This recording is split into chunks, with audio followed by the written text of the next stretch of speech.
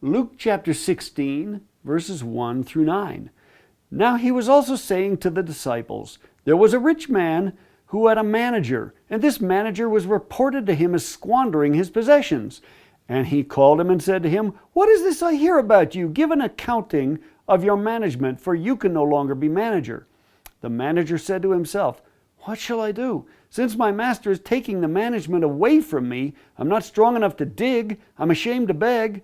I know what I shall do, so that when I am removed from the management, people will welcome me into their homes. And he summoned each one of his master's debtors, and he began saying to the first, how much do you owe my master? And he said, 100 measures of oil. He said to him, take your bill and sit down quickly and write 50. Then he said to another, and how much do you owe? And he said, 100 measures of wheat. And he said to him, take your bill and write 80. And his master praised the unrighteous manager because he had acted shrewdly. For the sons of this age are more shrewd in relation to their own kind than the sons of light. And I say to you, make friends of yourselves by means of the wealth of unrighteousness, so that when it fails, they will receive you into eternal dwellings. You know, that is the craziest parable.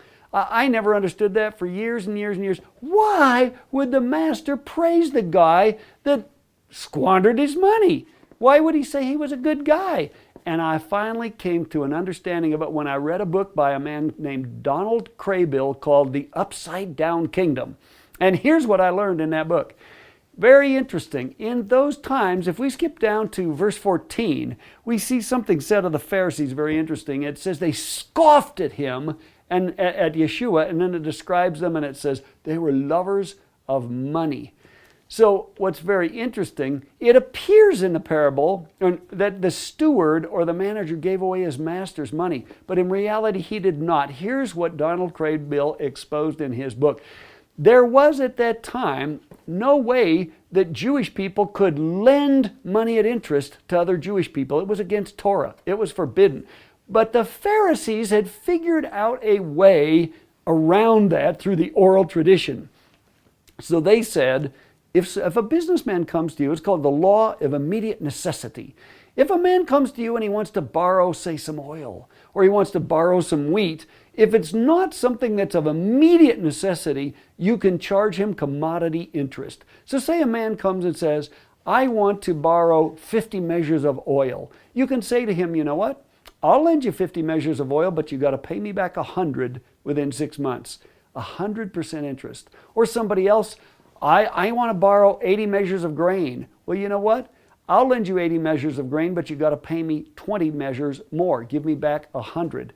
And so what was going on? The stewards or the managers who were in charge of managing their master's inventory, they were charging commodity interest to other business people. So for example, I'll lend somebody 50 measures of oil from my master's inventory. Does the master know about this? No, he doesn't. This is going on clandestinely. Who's making the money? The stewards. Who's cut in on the deal? The Pharisees. They're taking a cut of this thing. So the steward takes the master's inventory, lends 50 measures of oil, say to a businessman, and then collects an additional 50 measures of oil, 100% interest, for himself using the master's inventory. The master doesn't know about it. Okay, who's in on this deal? The businessmen know because they're borrowing. The Pharisees know because they've set it up so that the oral tradition allows it, even when Torah says it's not righteous, it's not right. And of course, the stewards know. Who doesn't know? The masters. Okay, Yeshua is teaching. Who do you think's in the crowd that day? All of them. Businessmen, Pharisees, masters, stewards, and Yeshua exposes this scheme of unrighteousness. Suppose that this is going on. What do you think's happening? The Pharisees are going, no, he's exposing the scheme.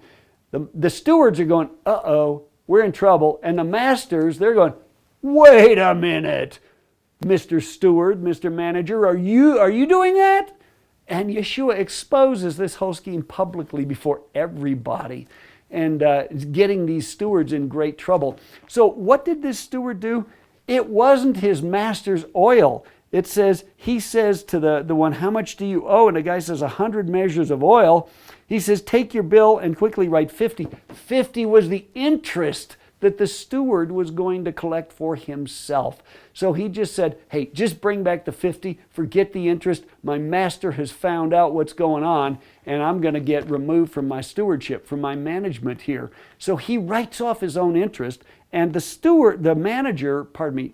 master comes along and said, hey, you're pretty smart, canceling the interest. And Yeshua said, the sons of darkness are sometimes smarter than the sons of light. Who are the sons of light? The Pharisees, the people that should be upholding the standard of Torah, the people that should be holding up righteousness. Instead, they, being lovers of money, are in cahoots with the stewards to rip off other businessmen at the master's expense. Masters don't even know it.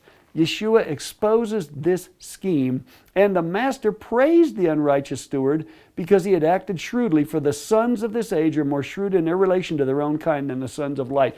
That is a huge dig against the Pharisees. He's saying, hey, you guys should be the ones that are upholding righteousness. Instead, you are corrupt yourselves. You're in on this whole deal. And Yeshua exposes this. I mean, it's just a masterful, masterful thing that he has done here. So what's the point of the parable? The point of the parable is this. We should side with humanity against the unrighteousness of the spirit of mammon that uses money to oppress people. In this case, uses usury, extreme interest to oppress people. And the steward was a good guy because he canceled the interest, thereby siding against the spirit of mammon with humanity for the businessman. And Yeshua is exposing this entire unrighteous scheme. And saying this, exposing it for everybody to see. So the point is this. What are we supposed to do with money? We use money to bless people, not use people to make money. That's really the whole point of this thing. Breaking the power of the spirit of mammon, using money to build relationship, not using relationship to make money. Let's just pray.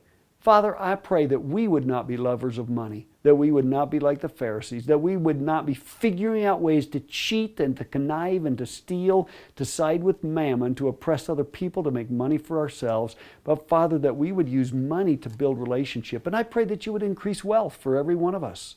Father, that you would show us, give us your wisdom to increase wealth, not for ourselves, but to accomplish your purpose through us in the kingdom. So, Father, I pray blessing upon each person, each couple, each family watching today. Father, that we would be sons of light, not sons of darkness as it pertains to money. In the name of Yeshua, amen.